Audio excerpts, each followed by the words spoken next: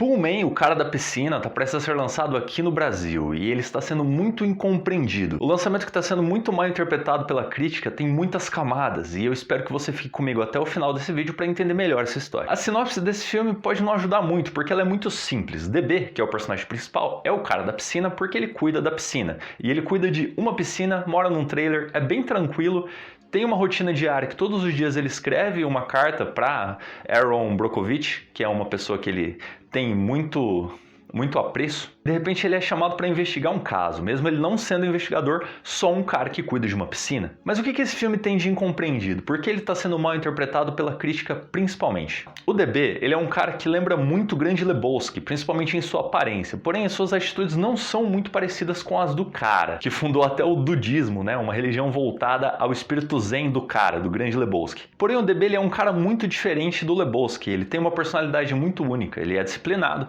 ele tem as cartas, como eu já disse, escreve todas as manhãs, e ele é um sujeito muito engajado, principalmente nas melhorias da cidade que ele diz que adora. Ele realmente ama a cidade, tanto é que uma das primeiras cenas ali ele já tá usando uma camiseta escrito I love LA, que é Los Angeles, né? Eu amo Los Angeles. E para vocês verem como ele não é só um Grande Lebowski ou uma cópia do Grande Lebowski, já tem algumas nuances a mais. Por exemplo, ele não só cuida da piscina, então ele tem um emprego, como ele também escuta música clássica e faz origami. Então você consegue perceber que esse personagem ele já foi criado pensando uma complexidade maior. Porque assim como na vida real, nós também temos várias facetas, temos várias coisas que nos interessam. Nós não somos pessoas com uma personalidade só, que uma coisa só nos define. Nós temos várias coisas que nos definem. E para mostrar que esse espírito não está só no DB, no personagem principal, temos logo em sequência a cena do carro, onde a gente conhece o Jack e a Diane, que são dois amigos do DB. Eles estão lá arrumando o carro para levar o DB para o conselho da cidade, para o City Hall, que seria mais ou menos a prefeitura. E o Jack e a Diane, eles estão tendo uma discussão muito engraçada sobre comida japonesa, sobre um restaurante japonês que eles foram e o Jack odiou, mas a Diane gostou muito. E essa cena ela já ajuda a mostrar muito bem como vai ser a passada do filme, como vai ser o ritmo dele, que é bem caótico,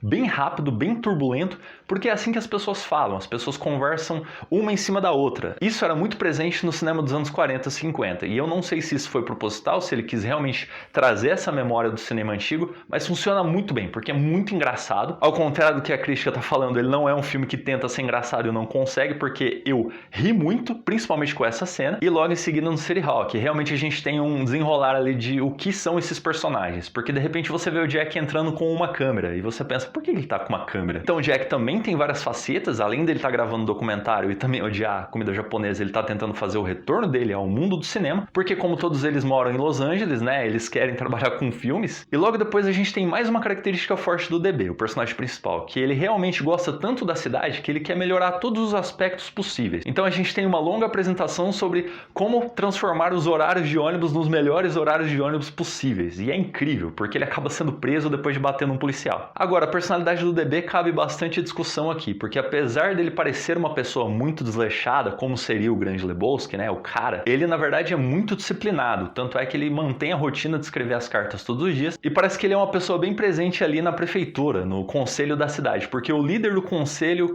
dá Feliz Ano Novo para ele, o que significa que provavelmente ele ficou se encontrando com o conselho várias vezes até dezembro, digamos assim. E aí passou o Ano Novo, dia 2, se não me engano, o cara volta, é muito empenho. E essa característica talvez possa incomodar algumas pessoas, porque é como se fosse um espelho. O cara, ele parece desleixado, ele parece meio que não se importar para onde a vida vai levar ele, mas ao mesmo tempo parece que ele cuida muito bem da piscina, e ainda consegue cuidar da cidade, ele realmente leva o ponto dele até as últimas consequências. E isso pode incomodar algumas pessoas, por exemplo, pessoas que não conseguem nem descer na recepção para receber o entregador de pizza. Embora eu possa estar parecendo meio chato, isso realmente é uma coisa que incomoda um pouco. Essa convicção de um personagem tão caótico. Então, naquela cena ali do conselho da cidade, a gente já consegue estabelecer o líder do conselho, o Stephen, como uma espécie de vilão, porque é ele que manda prender o DB, então ele já é um vilão direto. Então o primeiro ato já está montado, a gente já entendeu quem são as pessoas, como é a cidade, qual é a dinâmica deles, e a passagem de tempo do filme foi estabelecida, o ritmo já foi estabelecido. E ele é muito esquisito no começo, porém ele é tão inovador que realmente é gostoso assistir depois que você pega. Nesse ritmo a gente segue pro próximo dia da vida do DB, que ele começa escrevendo uma carta para Aaron Brockovich, porque essa é a rotina dele. Ele é um cara tão empenhado e esforçado que isso realmente salta aos olhos, sabe? Porque ele tá triste por ter sido preso, ele tá triste por ter batido no amigo dele, que era o policial ali do conselho da cidade. E logo nessa cena, na manhã seguinte, logo depois que ele sai da cadeia, ele começa a carta e começa a desabafar ali pro Aaron, que a gente não sabe se responde ele ou não, mas fica meio implícito que nunca respondeu. Onde ele faz uma pergunta: por que as minhas paixões despertam tanto ódio nas pessoas? E aí isso fica como reflexão para o filme, tá? Esse é um filme bem autoral. Pra quem não sabe, ele foi escrito e dirigido pelo ator que faz o DB. Você consegue realmente ver o amor do Chris Pine pelo cinema e você consegue perceber que ele tá tentando fazer alguma coisa diferente de tudo que já foi visto. E na minha opinião ele conseguiu, mas já a gente chega lá. Então nós somos apresentados a June, a personagem que tirou ele da cadeia. Pra quê? Pra contratar ele como um detetive? Mas ele não é um detetive. Mas não tem problema, porque a investigação não é o foco do filme. Embora seja, digamos assim, a sinopse, assim como o Grande Lebowski, já que essa é a comparação no momento, ele não tem um foco estabelecido. São vários estilhaços que corroboram ali o personagem do DB, complementam ele, fazem com que a sua jornada tenha um propósito, um início, um meio e um fim. E é logo depois da mulher oferecer esse caso esquisito para ele, que ele faz uma meditação. Se não me engano, essa é a primeira meditação do filme, tá? Eu não tô muito lembrado. Mas nessa primeira meditação a gente já tem um vislumbre do que é a árvore. E a árvore é um dos elementos-chave do filme. E logo depois a gente já tem mais uma cena ótima com o Jack e a Diane, porque o DB vai até a Diane, porque ela é psicóloga, e ele quer entender por que ele teve a visão daquela árvore. Enquanto isso, o Jack está fazendo uma bebida com canela, enquanto fala ao telefone com alguém que a gente não sabe. E assim que ele entra na sala, a Diane pergunta com quem ele estava falando. E o que ele responde? Que ele estava falando com aquele restaurante de comida japonesa, porque ele queria o dinheiro dele de volta. Eu confesso que eu ri muito nessa cena, eu achei muito engraçada. E eu confesso que eu ri como eu não ri de filmes de comediantes famosos como Kevin James. E na verdade o Jack estava falando com o seu agente, que na verdade não fala com ele já há muitos anos. O que prova que ele está sendo movido por egoísmo, porque o que ele quer é conseguir um documentário bom para o seu grande retorno ao cinema, mostrando que, assim como na vida real, ninguém faz nada se não for para benefício próprio. Tirando pessoas extremamente altruístas, todo mundo está buscando alguma coisa em troca. Você pode até achar isso meio controverso, mas a grande verdade é que a maioria das pessoas não fazem as coisas se não for para obter algum benefício próprio. E talvez essa também tenha sido uma das duras realidades mostradas no filme, responsável pelos críticos não terem gostado muito dele. E outra coisa que os críticos falaram bastante foi sobre ser uma homenagem a Chinatown. Assim como o Chris Pine falou em entrevistas, né, que seria um filme homenageando Chinatown, que é o filme lá do Jack Nicholson. Mas eu não senti isso, eu senti como se fosse só uma pontinha ali, como se o personagem tivesse assistido Chinatown porque ele foi contratado como investigador e ele queria entrar no feeling de investigação. O que ele faz logo em seguida usando um chapéu ridículo, que fica muito mal nele, porém que era a marca registrada do filme Chinatown e do cinema dos anos 40 e 50. E você pode até achar isso meio bobo e sem sentido, porém quando a gente vai no cinema e vê um personagem que a gente gosta, a gente acaba acoplando um pouco da personalidade dele na nossa própria personalidade. Se não fosse assim, não existiria o meme de literalmente eu, na verdade. Mas eu tenho mais uma coisa para falar sobre essa crítica que insiste em ficar falando de Chinatown. Assim como falou David Lynch, o filme ele deve ser analisado com o que tem do início até o fim do filme. Não no que tem fora do filme, como entrevistas, making-of, fotos, coisas assim não fazem o filme. O que faz o filme é o filme. Então não importa o momento social, não importa a época, não importa as pessoas que estão envolvidas, o que importa é a qualidade do filme. Enfim, aí depois a gente tem uma cena de um jantar romântico do DB com a June e tem uma cena muito engraçada que a June fala em italiano com o garçom. E aí quando o DB olha pro garçom ele pergunta: "Ah, você fala francês?" E o garçom fala: "Não." Porque ela estava falando em italiano, mas ele acha que é francês. Isso, além de ser uma piada engraçada, volta em uma piada que está correndo desde o começo do filme sobre Paris. Sobre ele ter que visitar Paris com a namorada dele. Por isso que naquela primeira cena ela responde que eles sempre terão Paris, que é uma fala do filme Casablanca. E é engraçado porque no final do filme a namorada dele vai para Paris, mas ele não. O que também eu acredito que seja uma espécie de metáfora sobre continuar fazendo planos e nunca conquistar o objetivo. No dia que eles realmente começam a investigar o Stephen, né, o líder do conselho da cidade, tem uma história muito muito engraçada do Jack, o Danny DeVito, que ele fala sobre um motoqueiro e um envelope com uma chave dentro, mas eu vou deixar vocês verem no filme porque é muito mais legal ouvir ele falando. O que também é outra característica forte desse filme, histórias boas, engraçadas e impactantes. Porque logo em seguida, antes deles verem o Stephen envolvido com dois caras com uma arma, dois caras que parecem saídos diretamente de Miami Vice, eu acho que isso é proposital. Então a gente tem uma fala da Diane lendo um livro, onde ela diz que o espaço entre os sons transforma a música e o espaço entre as estrelas é responsável pela beleza delas. Então ela prossegue a leitura falando que aquela distância que ela estava do que ela estava observando, né, no caso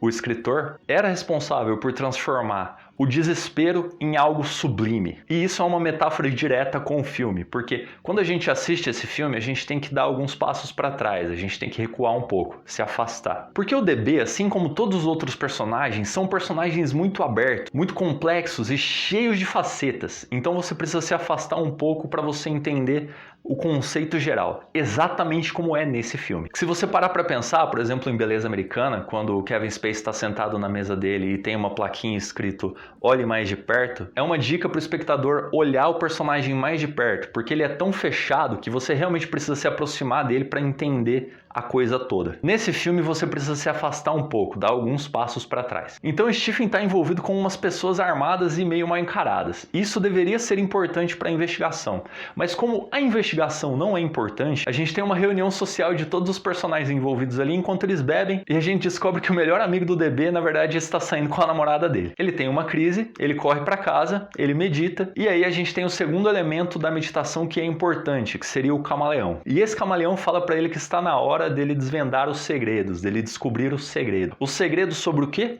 Sobre a árvore. Parece conversa de maluco, mas lá no final do filme vocês vão entender bem melhor do que tudo isso se trata. Então a June aparece no trailer dele do nada, eles têm ali um envolvimento romântico e ela passa uma nova pista pra ele, que leva ele até um corretor imobiliário, que é responsável por uma das cenas mais legais, assim, porque é um contraste bem forte do corretor imobiliário com a bagunça que é o DB. Naquele momento a gente tem um vislumbre do que seria um personagem mais unidimensional, com uma faceta só, porque ser um corretor imobiliário é a única coisa que o cara é, em contraste com o DB, que parece ser tudo ao mesmo tempo e se você olhar muito de perto, parece que ele não é nada. Lembrando que você realmente tem que se afastar para entender o conceito completo. E aí o corretor imobiliário fala pro DB que o Stephen, né, o líder do conselho da cidade, não é o que ele pensa. E isso é relevante para a história?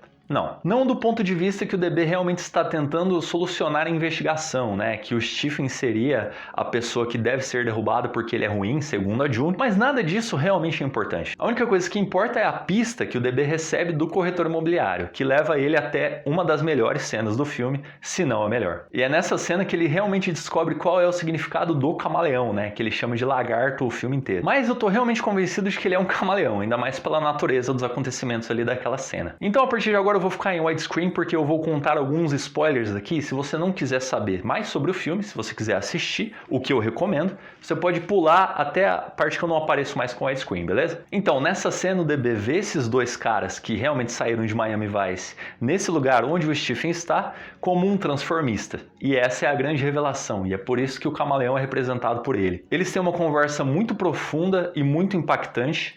Essa cena demora um pouquinho, ela é bem estendida, mas é importante que ela seja, porque realmente ela capta vários momentos ali, várias coisas importantes que foram ditas no decorrer do filme, mas que o DB ainda não tinha percebido. Por exemplo, ele ser uma pessoa muito corajosa e coisas assim. A história continua, o Stephen conta pro DB que ele realmente está numa pista boa, que realmente tem uma coisa muito suja que ele pode descobrir relacionada à água da cidade, ao fornecimento de água da cidade. E realmente esse é o único momento que você descobre que o problema está relacionado a alguma coisa envolvendo água. O que eu acho que foi um grande erro da sinopse do filme, de vender que realmente era uma investigação sobre água desde o começo. O que não é. E por mais que eles deem aquela ideia de que tem alguma coisa a ver com a irrigação do jardim da cidade, não fica muito claro. Então tá muito errado tá isso na sinopse. E por que é importante o Stephen, que seria o personagem mais correto ali, que seria o personagem unidimensional, que ele é nada além do líder do conselho da cidade, ter uma faceta tão extravagante, tão fora do padrão esperado dele? É importante porque os seres humanos são assim, as pessoas têm muitas facetas, e isso é muito bem representado no filme, e esse é um dos motivos que ele é tão bom. E talvez também seja um dos motivos pelo qual ele é tão mal compreendido. Mas assim que o Stephen realmente fala pro DB o que tá acontecendo, ele é baleado. E aí, pra quem tava prestando mais atenção na investigação do filme, pode ter percebido qual é o plot, qual é a solução da investigação. E aí ele volta e conversa com a Diane, porque como ela é psicóloga, ele realmente precisa desse suporte, porque ele tava ali quando o Stephen foi baleado, então ele é o principal suspeito. Nesse mesmo momento, Jack está andando por aí com o seu telefone, conversando com um agente dele, que finalmente respondeu ele, e tem uma proposta ótima sobre um sitcom. Nesse momento, o filme mostra como é importante ter pessoas que, apesar de estarem agindo por interesse próprio, ainda acreditam no nosso potencial, porque ele recusa essa oferta do agente dele, porque ele acredita na história do DB, ele acredita naquela história que o DB quer contar. A Diane fica muito nervosa, conta que o Stephen foi baleado e que o DB é o principal suspeito, e o Jack fala: eu tenho um terceiro ato. Então, por mais que ele pareça muito egoísta, ele ainda tem essa coisa de acreditar no amigo dele. E aí o DB acaba indo até June confrontar ela, porque ele descobre que o lagarto que aparecia nas visões dele também representava June, uma pessoa que não dá pra confiar, uma pessoa traidora. Ele vai até o apartamento dela, confronta ela conta uma história bem mais ou menos, falando que ela na verdade é filha do Van, que é o cara do mal, realmente do mal, que aparece no escritório do corretor imobiliário. E que é o cara que conseguiu o contrato com o fornecimento de água da cidade. Então, ele é o cara realmente maligno, ele é o vilão do filme, não o Stephen. Dessa cena a gente tem uma perseguição envolvendo uma vespa, e sempre quando tem uma vespa o filme ganha alguns pontos comigo, porque eu gosto muito. E quando o DB finalmente chega até o Van e vê ele asfixiando uma senhora junto com a June, ele vai ao confronto do Van e conta várias coisas aleatórias, assim, uma em cima da outra, que não fazia o menor sentido. O Van para ele e fala: você não desvendou nada. O que eu acho que é uma fala muito importante pro filme, porque mostra que realmente a investigação não é importante.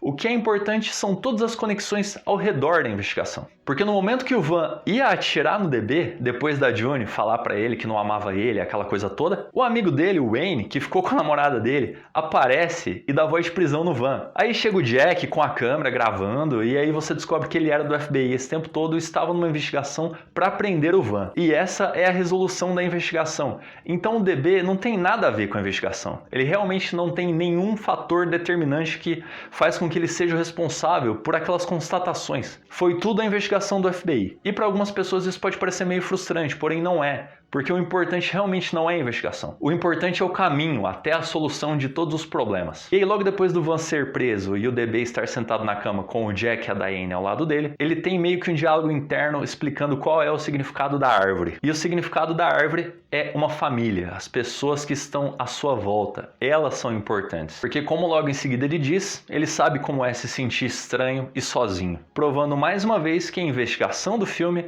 não tem a mínima importância. A única coisa que importa são as relações que foram criadas e fortalecidas ao longo de todo o filme. E aí depois a gente tem a conclusão da jornada do Jack em busca de fazer o documentário, que no fim realmente ficou com o nome de Davi e Golias, como dito anteriormente no filme, sendo esse meio que um segundo final do filme. Mas ainda tem um terceiro final, que é quando eles aparecem de novo no City Hall, na prefeitura, quando eles oferecem uma cadeira vitalícia para o DB para ele fazer parte do conselho, né? Coisa que ele recusa logo em seguida, porque ele diz que ele tem um emprego, que ele é o poolman, que ele é o cara da piscina, e ele já começa a falar sobre outras melhorias que ele também tinha tido de ideia para a cidade. Então o que tem de tão mal interpretado assim, incompreendido nesse filme, que a crítica tá falando tão mal? Primeiro eu gostaria de falar dos pontos positivos do filme. O roteiro é muito bom, muito bem escrito. Realmente não dá para saber se foi improvisado ou se foi escrito daquela forma mesmo, porque ele é muito engajante, muito interessante, muito engraçado algumas vezes, e realmente muito profundo em outras. E uma das maiores reclamações foi o ritmo do filme, que é muito esquisito ou errado, digamos assim. Porém, eu acho que isso é um dos pontos mais positivos do filme, porque ele é tão inovador, tão interessante, que realmente você tem que aprender a assistir. Ele meio que é um filme arte, mas ele também entretém, sabe? Ele não é aquela coisa pausada, arrastada, chata, mas ele também não é aquela coisa frenética que a gente está acostumado nos últimos 15 anos com o MCU, por exemplo. A cinematografia é um caso à parte, porque realmente é muito bonito, muito colorido, muito vibrante, bem interessante. Assim como os figurinos, é bem legal ficar vendo quais roupas eles estão usando, porque eles são personagens multifacetados até mesmo nas roupas. Eles não usam a mesma roupa o tempo todo para marcar o personagem, eles vão mudando no decorrer do filme. E a música do filme é um caso à parte, é espetacular, é um negócio incrível. Realmente, me mandem um vinil dessa trilha sonora, porque é incrível. E de ponto negativo, eu não tenho nenhum. Realmente, eu não tenho nenhum ponto negativo negativo do filme, porque eu acho que todas as coisas que podem ser consideradas negativas, como referências a Chinatown ou coisas assim, ou ritmo, ou atuação, ou direção, aspas, ruim, não passam de opiniões pessoais. E na minha opinião é um filme ótimo, realmente não tem defeitos, não tem defeitos que saltam aos olhos. E com isso eu quero concluir dizendo uma coisa que eu sei, que quem não gostou do filme vai me crucificar e vai me odiar pro resto da vida. Porém, esse é um filme que daqui pouco tempo, alguns anos, vai ser considerado um filme cult, que foi lançado e estava muito à frente do seu tempo. Então vá no cinema com isso em mente, vá com essa ideia de que ele realmente é um filme feito à frente do seu tempo, com muitas ideias inovadoras que em um primeiro contato podem ser um pouco difíceis de engolir. Porém, ele vale muito a pena ser apreciado. E aproveita, porque agora os críticos estão falando que é uma porcaria, o público está concordando, está falando que é ruim pra caramba, mas se vocês pensarem bem, isso também aconteceu com outros filmes muito bons, muito incríveis, como Blade Runner. Então, eu espero que você tenha gostado do vídeo, muito obrigado por assistir até aqui e até a próxima.